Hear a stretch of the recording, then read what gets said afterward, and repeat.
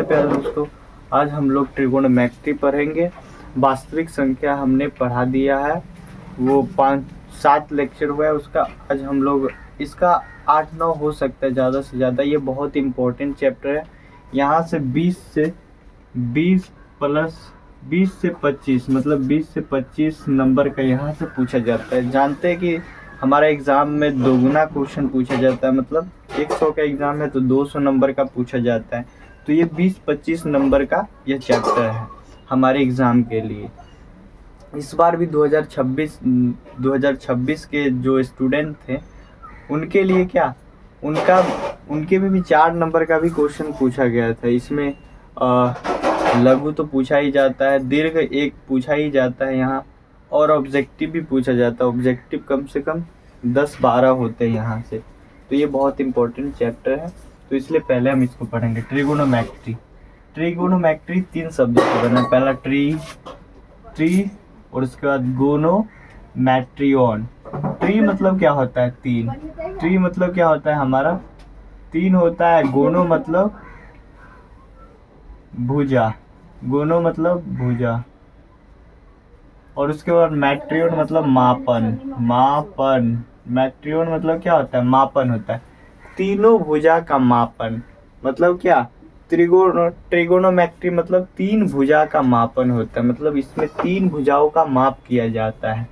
इसमें आप लोग जानते हैं कि ट्रिगोनोमेट्री जो होता है इसमें समकोण त्रिभुज होता है उसका सबसे अधिक प्रयोग होता है। पहले जानेंगे फादर ऑफ, मतलब त्रिकोणमिति के पिता कौन है? त्रिकोणमिति के पिता फादर ऑफ ट्रिगोनोमेट्री।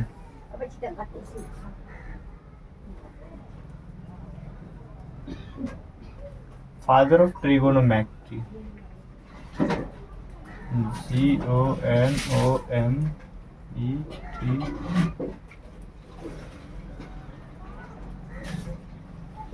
ट्रिगोनोमेट्रियन मतलब फादर ऑफ ट्रिगोनोमेट्रियन कौन है इसके? तो कौन हो जाएंगे? हिप्पार्क्स हो जाएंगे। क्या चीज? हिप्पार्क्स।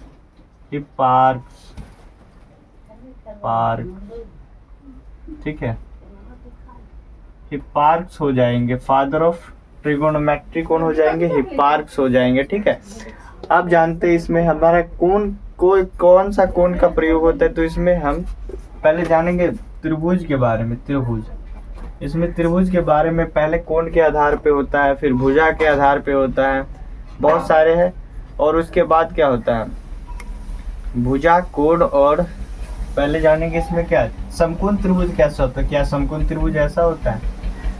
क्या समकोण त्रिभुज ऐसा होता है? क्या आप लोग को पता है समकोण त्रिभुज कैसा होता है? क्या ऐसा होता है? तो आप लोग कहेंगे हाँ ऐसा ही होता है। इसमें जो होता है इसके सामने का जो भुजा, ये दोनों नहीं होगा। ठीक है, इसमें जो सामने का भुजा होता है वो क्या होता है? कर्ण होता है। क्या होता है? कर्ण, जिसे हाइपोटेनस कहते हैं। ठीक है, इंग्लिश में।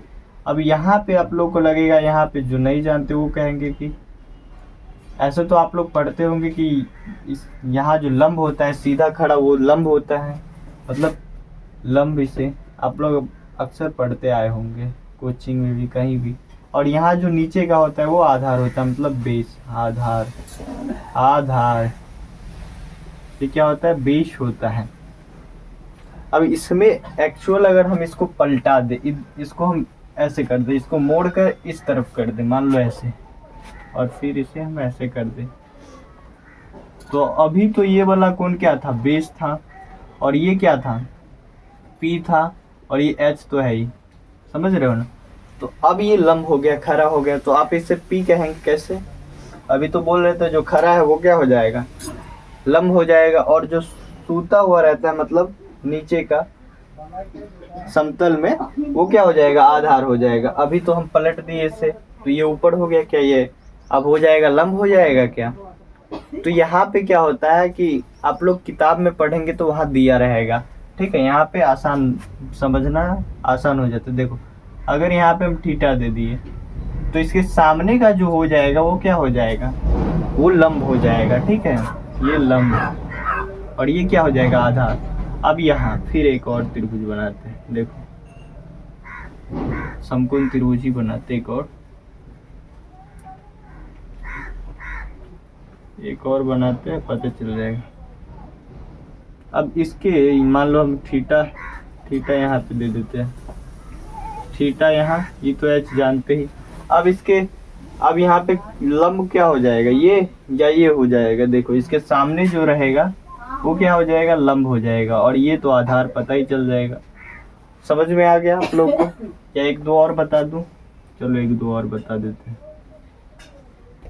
मान लो यहाँ अब ये 90 डिग्री और यहाँ पे हमने दे दिया अल्फा, ए बी सी, नाम नहीं, चलो ठीक है। अब लंब कौन हो जाएगा इसमें तो आप लोग जानते हैं, इसके सामने जो बड़ी भुजा है एच, जिसे कर्ण कहते हैं, और ये अल्फा कुछ भी रह सकता है, एक्स भी रह सकता है, जीरो भी रख सकता है, कुछ भी मान रख सकते हैं, ठीक है। या तो इसके सामने जो रहेगा वो क्या हो जाएगा, लंब हो जाएगा, याद रहेगा लंब, और नीचे क्या हो जाएगा, आधार पता ही चल जाएगा, ठीक है। तो ये हो गया। इसमें एक फॉर्मूला बनता है जिसे पाइथागोरस प्रमेय कहते हैं। क्या कहते हैं? पाइथागोरस प्रमेय, पाइथागोरस प्रमेय, पाइथागोरस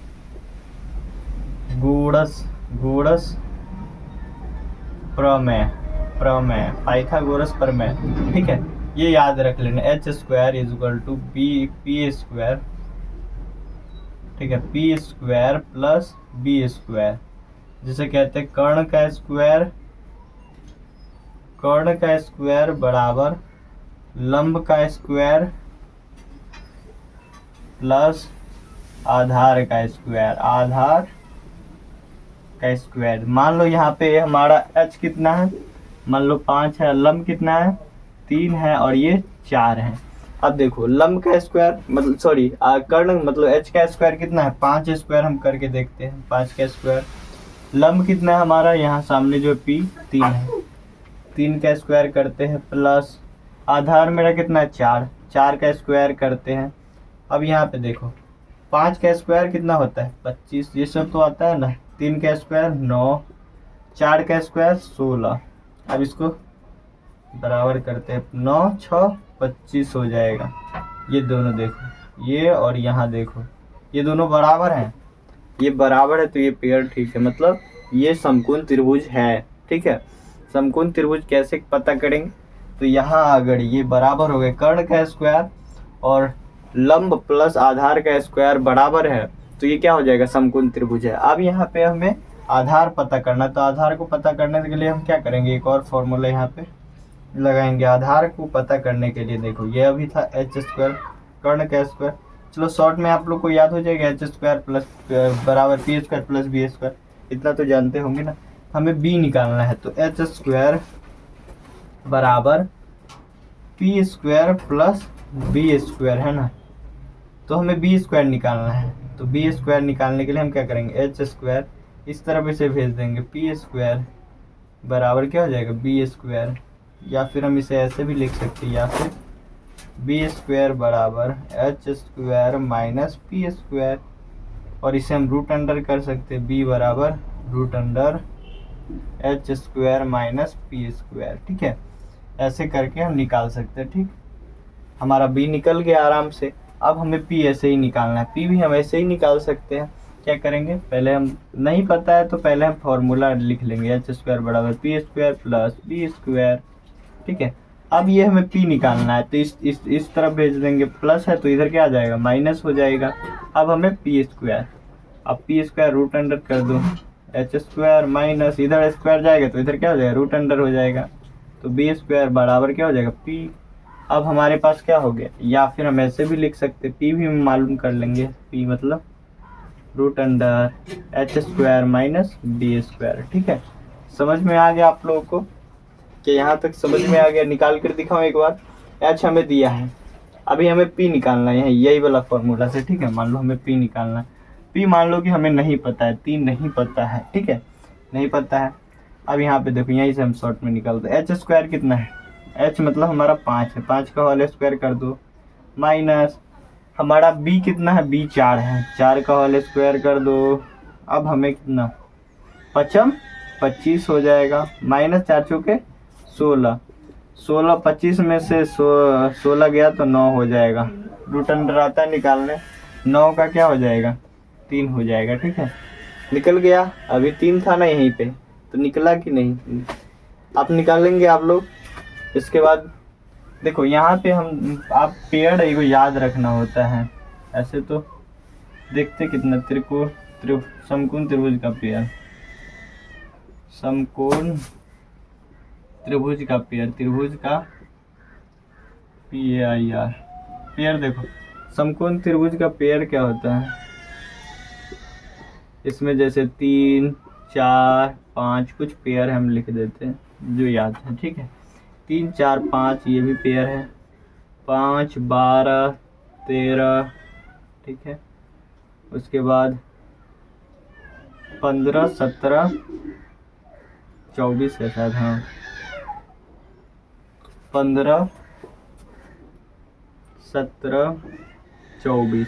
ठीक है, 1 2 3, ये नहीं लिखो, चलो ऐसे ही याद हो जाएगा। ठीक है, 21 सॉरी 20 21 29। ठीक है, 3 4 पेयर है और भी है, बस इतना याद कर लो। नहीं भी याद है तो इस फॉर्मूला से निकाल लोगे, उतना भी ज़रूरत नहीं पड़ता है इसका। ठीक है, कोई ज़रूरत नहीं, फिर भी निकालना आना चाहिए आप लोगों को। ठीक है, तो ये आप लोग पेड़ 3 4 है, 3 4 पेड़ याद कर लो। नहीं याद है तो कोई बात नहीं, ये फॉर्मूला याद है, h² बराबर p² प्लस b²। ये फॉर्मूला याद है तो आराम से हो जाएगा। ठीक है, तो यहाँ तक हम जाने। अब कुछ फॉर्मूला हम लिखवाते हैं और उसके बाद कुछ क्वेश्चन भी लगाएंगे। कुछ फॉर्मूला जैसे इम्पोर्टेंट है वो सब फॉर्मूला। ठीक है, ये तो समझ में आ गया आप लोगों को। एक फॉर्मूला जैसे अब यहाँ पे इस चैप्टर में बहुत ज़्यादा फॉर्मूला है, अगर आप लोग लिखा देते हैं। ठीक है, अनुपातिक मान शायद, हाँ अनुपातिक, तो सब छोड़ो। साइन थीटा बराबर क्या होता है, साइन थीटा बराबर P/H होता है। ठीक है, ये याद रहना चाहिए। अब इसका पूरा क्या हो जाता है, मान लो अब कॉसेक थीटा होता है, इसका पूरा COSEC। कॉसेक थीटा बराबर क्या होता है, इसका उल्टा हो जाता है, मतलब H/P हो जाता है। ठीक है, H/P हो जाता है। अब cos थीटा बराबर क्या होता है, cos थीटा मतलब B/H होता है, cos मतलब B/H होता है। अब इसी का पूरा क्या होता है, sec थीटा होता है, मतलब sec। याद नहीं तो ऐसे याद हो जाएगा, sec थीटा बराबर क्या होता है, H/B होता है। अब यहाँ पे tan थीटा बराबर क्या होता है, tan थीटा बराबर P/ क्या हो जाता है, B हो जाता है। अब इसी का पूरा क्या हो जाता है, cot थीटा, तो cot थीटा को हम लिख देते हैं cot theta, COT cot theta. अब यहाँ पे आप लोग क्या हो जाएगा, यहाँ पे आप लोग बताना क्या हो जाएगा, इसका उल्टा कर दो, B ऊपर और नीचे P हो जाएगा। बस ये याद है ना, तो ये याद हो जाएगा। ठीक है, कोई फॉर्मूला बस रटना ही होगा, क्योंकि फॉर्मूला में कोई ज़्यादा दिमाग नहीं लगाना, जो है उसी पे हमें क्या बनाना होगा। ठीक है, फॉर्मूला एग्जाम के लिए मोस्ट इम्पोर्टेंट है। ठीक है, यहाँ पे हम कुछ इसका यही लेते हैं। ठीक है, ये टेस्ट मान लो यहाँ पे एक हमें समकोण त्रिभुज दिया हुआ है, समकोण त्रिभुज, यहाँ पे कोण A मान लो थीटा दिया। ठीक है, थीटा है, यहाँ पे मान लो थीटा है, और यहाँ पे 4 3 सॉरी यहाँ 4 नहीं 5 दे दो, 5 4। ठीक है, A B C। अब हमें क्या cot थीटा ज्ञात करना है, इसमें से हमें cosec थीटा क्या हो जाएगा, cot थीटा। जिसको पता है वो कॉपी में फटाफट से बनाओ, अपनी कॉपी में हमसे पहले। ठीक है, बनाओ, हम दे रहे हैं। cot थीटा बराबर क्या हो जाएगा, यहाँ पे tan थीटा बराबर क्या हो जाएगा, बताओ ये सभी बताओ, ये तीनों मान बताओ। तो cosec थीटा आप लोग जानते हैं क्या हो जाता है, यहाँ पे H/P होता है। क्या हो जाता है? H/P। तो आप लोग को फॉर्मूला याद है तो आराम से बन जाएगा। ठीक है, ये ऑब्जेक्टिव में पूछा जाता है। ठीक है, ऐसा क्वेश्चन आएगा और डिग्री मान से बहुत ज़्यादा क्वेश्चन पूछा जाता है। तो अगला क्लास आप लोगों के लिए बहुत इंपॉर्टेंट है। ठीक है, बहुत सारा इंपॉर्टेंट है आगे का और भी। तो कॉसेक थीटा क्या हो जाएगा? कॉसेक थीटा मतलब H/P। तो H का मान हमारा कितना है? H का मान देखो, ये जो होता है समकोण त्रिभुज के जो सामने का हो जाता है H हो जाता है। ठीक है, पता है ना। और ये जो थीटा है इसके सामने का कौन हो जाता है? तो P हो जाता है। और ये क्या है? नहीं पता है तो B। ये H है, P है, ये क्या हो जाएगा? B अपने आप पता हो जाएगा। ठीक है, तो हमारे पास कॉसेक थीटा है। तो कॉसेक थीटा मतलब H/P। H का मान कितना है? H का मान 5 है, 5। और P का मान 3 है, तो 3, 5/3। एगो मिल गया आंसर। ठीक है, एक मिल गया आप लोग का। जिसका 5/3 है उसका बहुत अच्छा है। ठीक है, अब यहाँ पे कॉट थीटा। कॉट थीटा मतलब B/P। मतलब B क्या चीज़ है? B 4 है। P मेरा कितना है? 3 है। नहीं है पता तो ऐसे ही लिख कर बना सकते हो। ठीक है, ये बहुत आसान है। मतलब P/3। ठीक है, अब यहाँ पे टेन थीटा मतलब कॉट थीटा। टेन थीटा का पूरक क्या था? Cot theta. तो कॉट थीटा का भी पूरक हो सकता है, बिल्कुल हो सकता है ना। तो ये P ऊपर चला जाएगा और B नीचे। देखो P/B है ना, फॉर्मूला याद है तो हो जाएगा। यहाँ पे P मेरा कितना? 3 है और B 4 है। B कितना है? 4 है, बिल्कुल 3/4। जिसका 3/4 है बहुत अच्छा है उसका। ठीक है, क्या आप लोगों को समझ में आया इतना? अब नेक्स्ट एक और क्वेश्चन लगाते हैं। फर्स्ट अब दूसरा देते।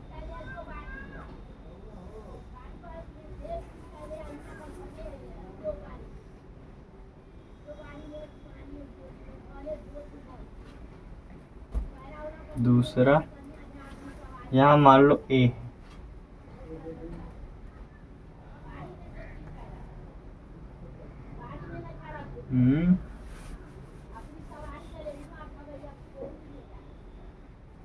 मान लो A, B, C। ठीक है, यहाँ हम कुछ नहीं दे रहे। आप लोग यहाँ पे थोड़ा फंसोगे। ठीक है, यहाँ पे हम थोड़ा फंसाने वाला क्वेश्चन देते हैं।